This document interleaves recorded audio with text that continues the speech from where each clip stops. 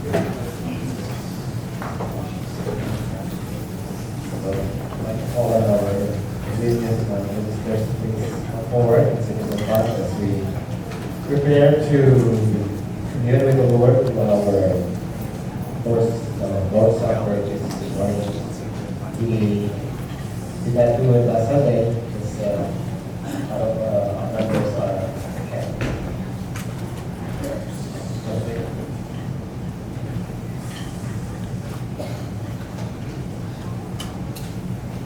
And the devotion this morning we read about in Revelation chapter 4 about the four pictures that are, all they do is cry, holy, holy. And according to one who wrote the devotional when she was young, she was thinking that, hey, if that's all we do in heaven, she was young then, like maybe new Christian. How would be so boring? She would just be singing holy, holy for the rest of eternity. But then as she grew up, and finally understood why they were saying holy, holy every day,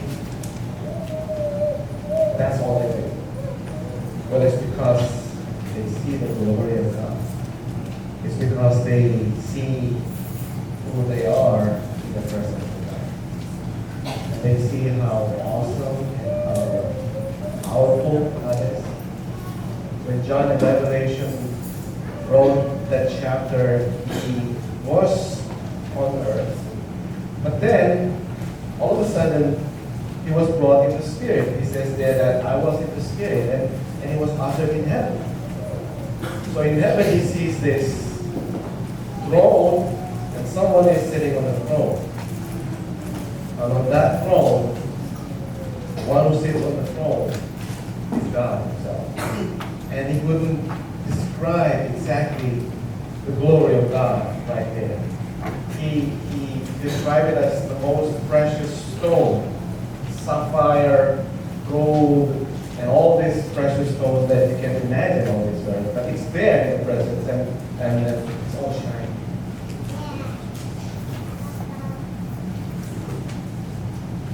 And the reason why I'm mentioning this morning before our communion is that most of the time we take our communion just, so that we can have it. And we're watching the time. It's added to the time of the service. But then I want us this morning to meditate on the holiness of man. Because when Jesus says, I did this is what the picture of what I have done for you on the cross. My flesh was broken, which is the bread that we have here that represents his broken flesh and his broken body, and the juice that we have here that symbolizing his precious blood that was shed on Calvary. We're not eating the flesh of Jesus when we partake of the communion. We're not drinking his blood, but this is a symbol. That's why whenever we gather and partake of the communion, we anticipate it. And one of these days we shall all be like John, gazing upon the holiness of God. But until then, we are commanded to partake as a remembrance. Why? Because we have to get to it before. Okay? So every month we are reminded that this is how God loved us by sending His Son Jesus Christ to die on the cross, giving Himself to us. And so we do it with great anticipation, but at the same time with awe and wonder. That's what it is. That's all I have. Father in heaven, we just sang that beautiful and powerful song, because you live, I can face tomorrow. Because you live, all fear is gone.